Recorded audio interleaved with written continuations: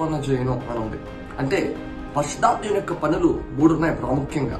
ఒకటి పాపమును గురించి ఒప్పింపజేస్తాడు, రెండవది నీతిని గురించి ఒప్పింపజేస్తాడు, మూడవది తీర్పు గురించి ఒప్పింపజేస్తాడు. అంటే reproving the sin, reproving the righteousness, reproving the judgement.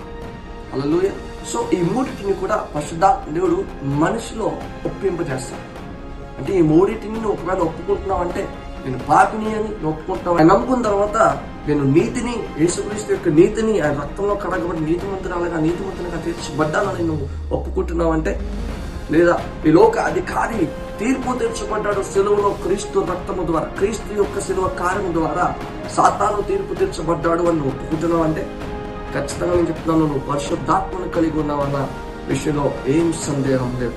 Hallelujah. అనుమానపడుతూ, confuse అవ్వదు. God bless you. దేవుని దీవించును గాక, ఆశీర్వదించును గాక. ఆమేన్.